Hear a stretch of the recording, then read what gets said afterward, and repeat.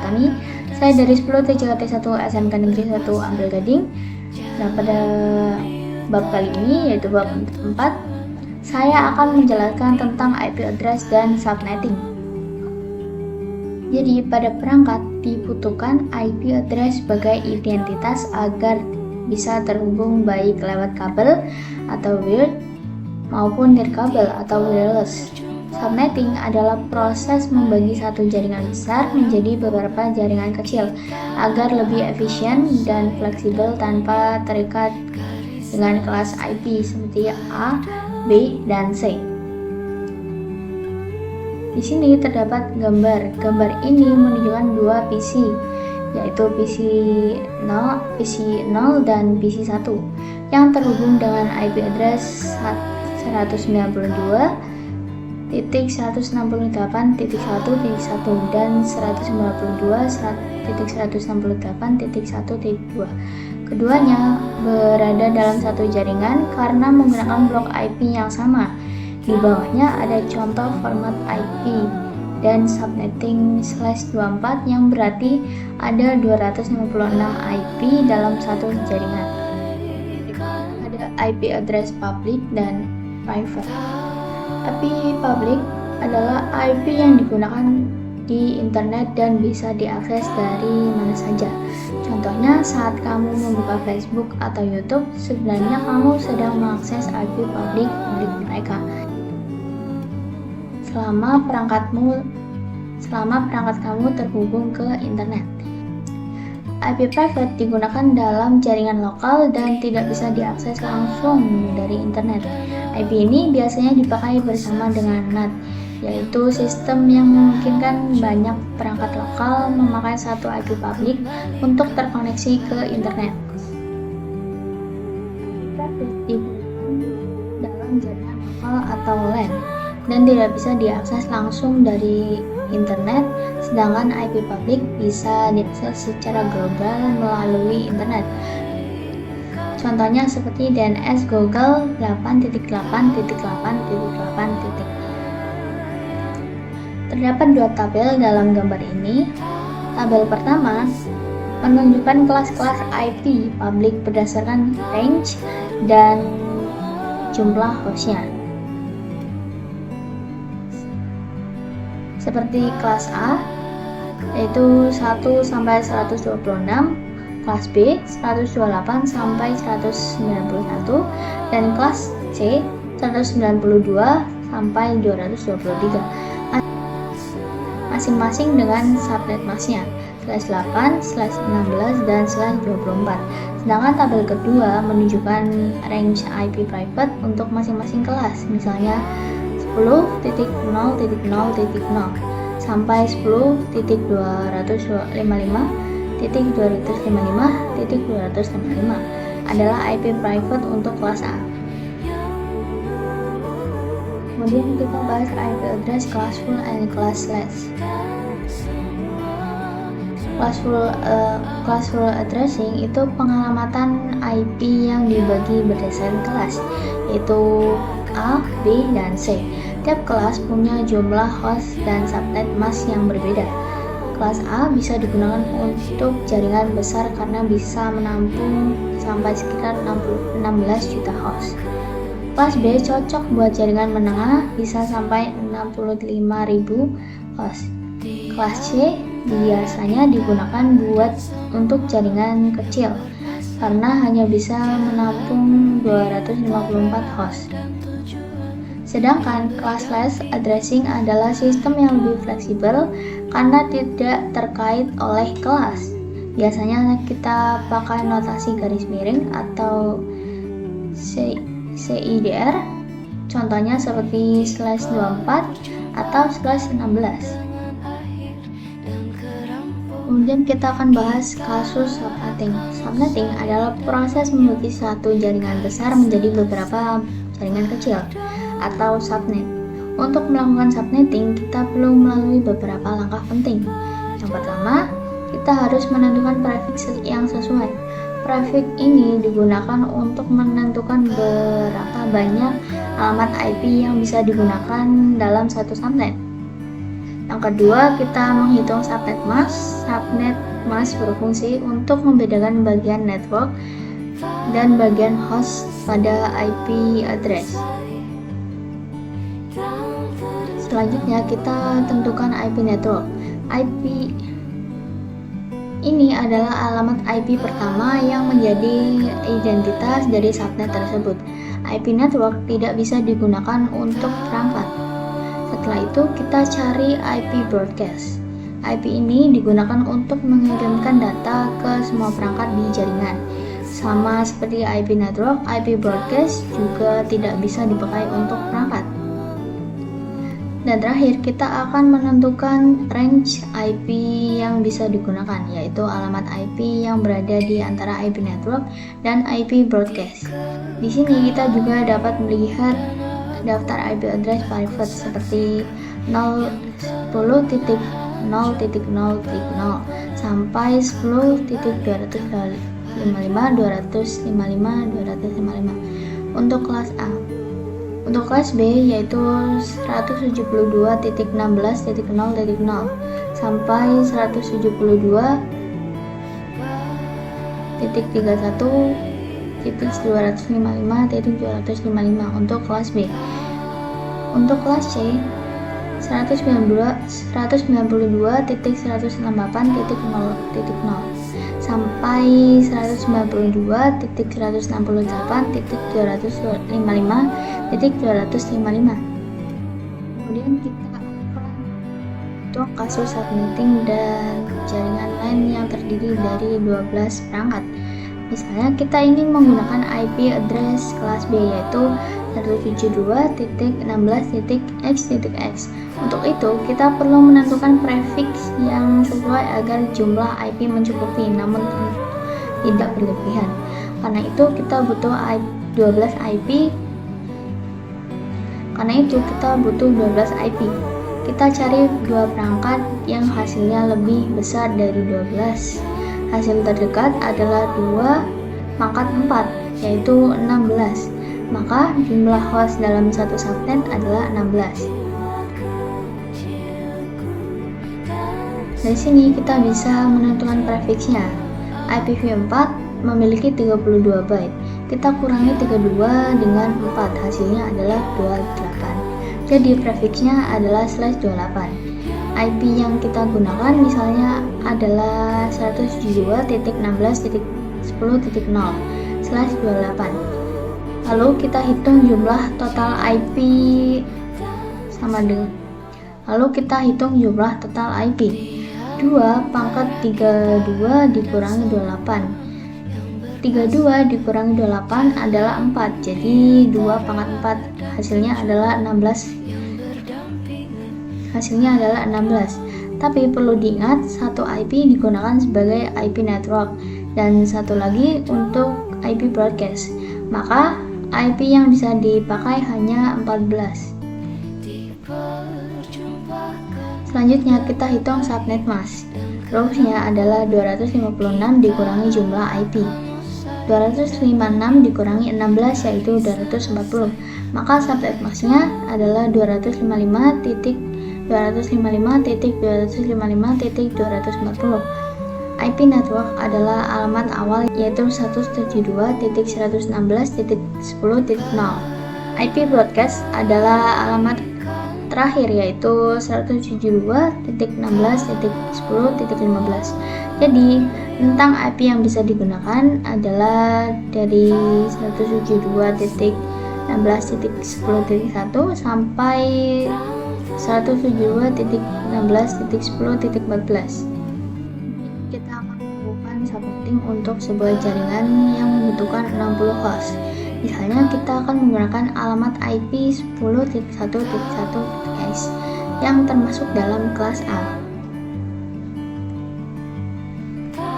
Langkah pertama, kita tentukan beberapa jumlah byte yang dibutuhkan untuk menampung minimal 60 host.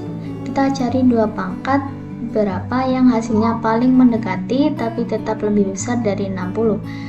Dalam hal ini 2 pangkat 6 sama dengan 64 sehingga kita gunakan 6 byte untuk host.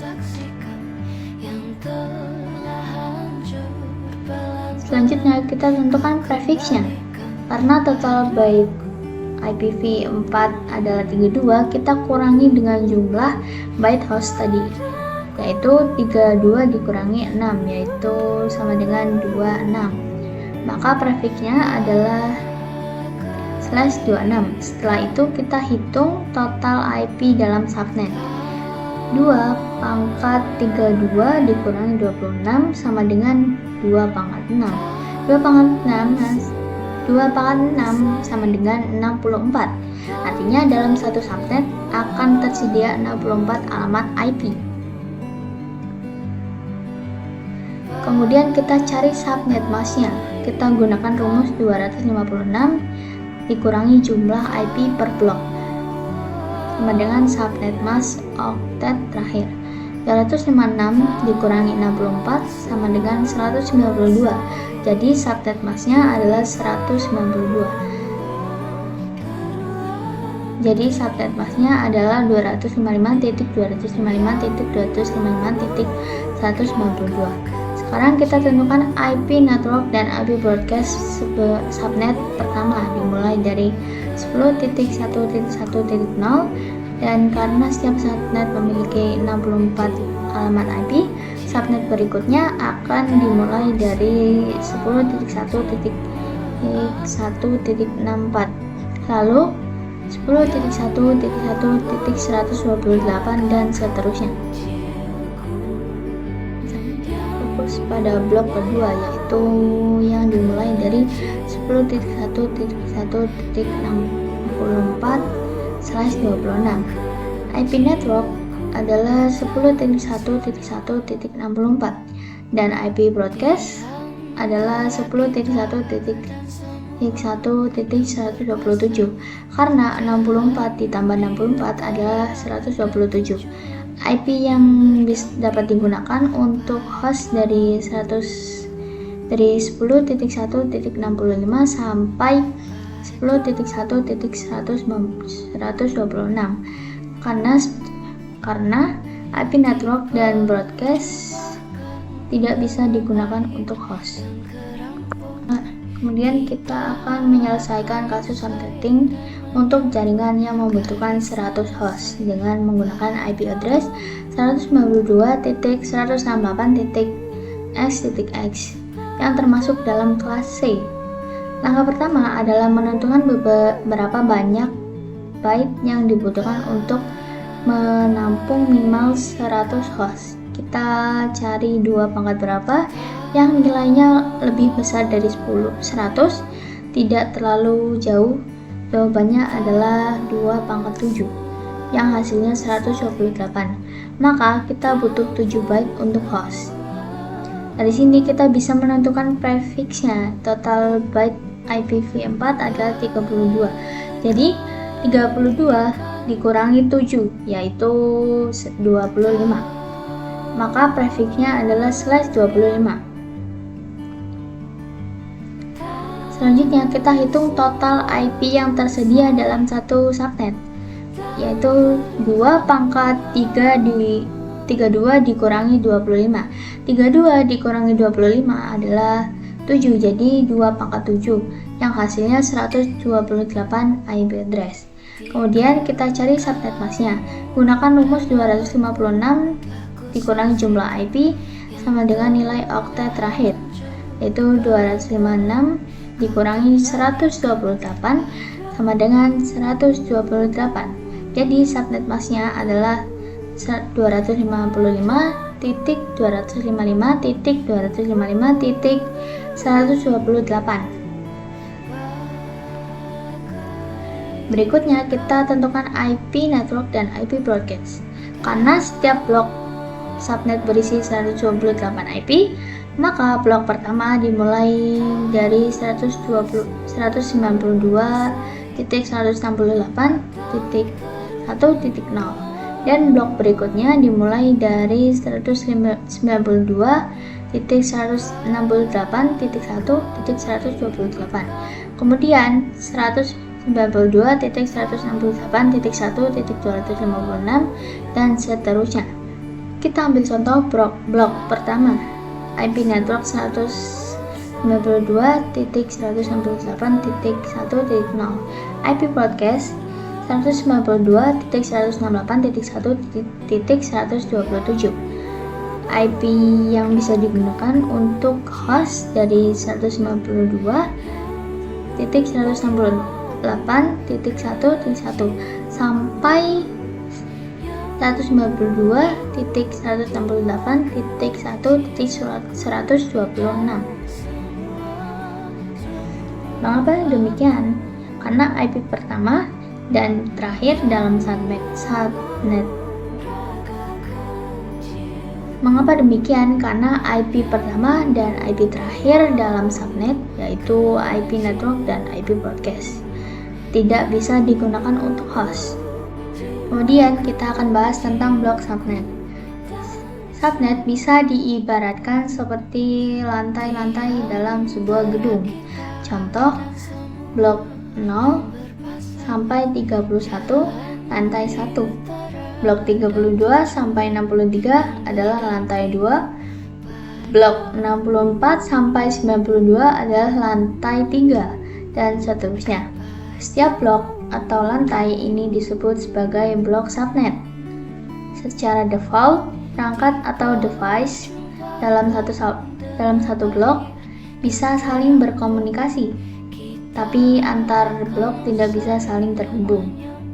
Namun, agar antar blok bisa saling berkomunikasi, kita bisa menggunakan routing atau konfigurasi seperti VLAN atau virtual LAN. Dalam IPv4 ada 3 pengiriman data atau yang disebut delivery type. Yang pertama adalah unicast, proses pengiriman sebuah paket data dari satu host ke host lainnya, atau one-to-one communication. Contohnya seperti pengiriman data pada IP kelas A, B, dan C. Yang kedua ada multicast, proses pengiriman sebuah paket data dari satu host ke beberapa host atau one-to-many communication. Contohnya penggunaannya adalah pada IP kelas D. Yang terakhir ada broadcast, proses pengiriman sebuah paket data dari satu host ke semua host atau one-to-all communication. Contohnya adalah proses ARP yang dikirim oleh switch ke seluruh perangkat dalam satu blok jaringan. Kemudian kita akan bahas konsep switch and router. Switch and router merupakan perangkat dasar dalam jaringan atau yang dikenal dengan istilah networking device. Switch berfungsi untuk menghubungkan beberapa perangkat dalam satu jaringan yang sama atau satu network.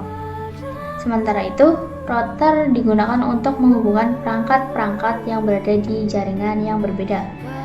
Apabila hanya terdapat 2 perangkat seperti 2 PC, maka cukup menggunakan kabel LAN atau perangkat nirkabel lainnya untuk menghubungannya. Namun, jika perangkat lebih dari 2, maka diperlukan switch sebagai media penghubung. Sebagai informasi tambahan, jumlah port pada switch bervariasi, di antaranya ada yang memiliki 8, 24, hingga 48 port.